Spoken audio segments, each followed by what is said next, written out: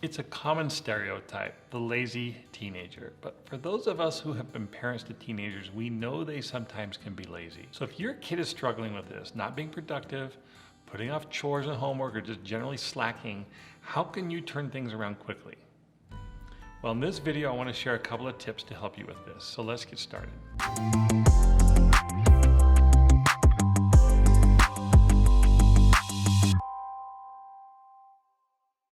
I want to address the topic of how to motivate a lazy teenager. This is a topic that kind of cracks me up because we are all lazy. I am probably the laziest person that I know. If my bills were all paid and you gave me a couch, a flat screen TV, and a remote, it's possible that I would never get up. It's easy to be lazy when you don't have any pressure. Why don't I sit around and watch TV all the time? It's because I've got pressure. I've got bills to pay. If your teenager is being lazy, they don't have enough pressure. If we have a chronic lazy teenager problem, I think we probably have a chronic parenting problem. We need to look at and change ourselves. So the first place I always start in situations like this is with the concept of credibility. If you have a chronically lazy teenager, you probably don't have much credibility as a parent. Let me define what it means to be credible.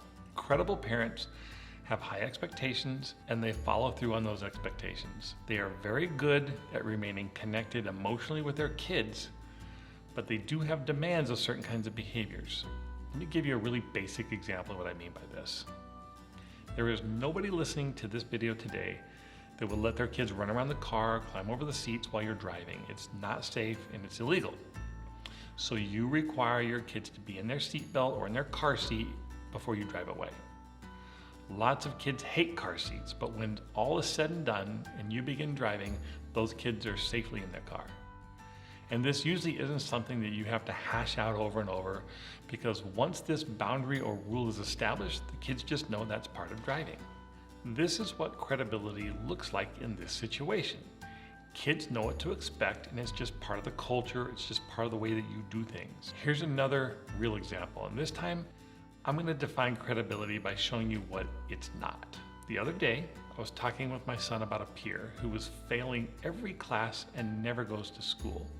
He just doesn't want to go to school, so he doesn't. This is a boy, by the way, that comes from a really nice, loving family. And as we were talking about him, I wondered out loud, like, how could he get away with not going to school just because he doesn't feel like it? Like, that would not happen with me. If my son told me he wasn't in the mood for going to school, he'd still be going to school. At this point, Valerie spoke up, and she said that she remembered an instance with this boy many years ago when he was a young child. He was at our home for a birthday pool party. All the boys had spent the afternoon eating cake, swimming in the backyard pool, but eventually, it was time for the party to end. Well, this boy wasn't having it. He just wanted to keep swimming.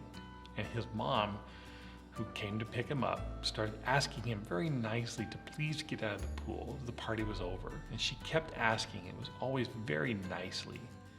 Eventually, about a half an hour later of her asking, all the parents had gotten their kids and left, but this boy's still in the pool, and his mom is still nicely asking him to get out, and he is still ignoring her. He was treating her as if she wasn't even there. Finally, because my wife needed to close the pool down, she walked up to him and she said, "Get out of the pool right now." And she started closing the pool. Well, he got right out.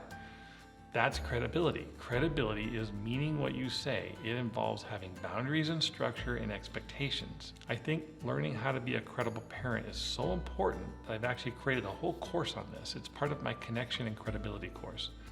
But this is basically what it means to be credible. Before we move on to the next points, I want to thank you for watching this video. Are you struggling to communicate with your child to discipline them effectively? You know, none of us are given a manual when our kids are born with all the rules and expectations and things that we should do. We learn by trial and error. Well, that's what this channel is all about. It's about using my system of correcting and connecting to build a strong, trusting, and influential relationship with your child. If that's the kind of thing you want to know more about, then like this video, subscribe to my channel, and share this with your friends. Now let's get back to the video.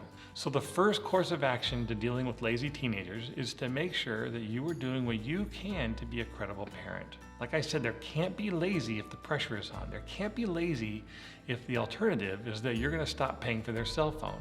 I don't believe that after school should be a whole bunch of open-ended time. Yes, I do believe kids need a break when they come home from school. They need downtime, time to decompress. But the research on this is very clear. Too much unstructured time is not only not a benefit to kids, but it's actually detrimental to their mental and emotional well-being. Kids should not be coming home from school wondering, what am I going to do today? I know that sounds dramatic, but I really cannot tell you how many kids have told me over the years that they started using drugs, using marijuana, because they were bored. I just don't think we should have a system at home where kids have long periods of time where they're able to get bored a lot. You can do structure however you want. I just think it's important that you do it in some way. In our home, kids do get some time to decompress after a long day. They get a snack, we chat about their day, they get to wind down a little bit, but then eventually it's time to get back to work.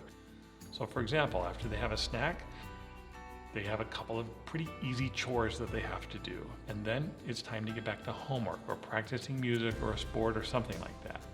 Again, you don't have to do the way I do it. You don't have to do the exact same thing. I just think having structure and boundaries around the day prevents kids from being chronically lazy. Do you sometimes struggle to discipline your child effectively? Do they misbehave or act out, leave you scratching your head wondering what to do or even how to reach them at all? I've spent the last 25 years as a clinical psychologist working primarily with children, adolescents, young adults, and their families.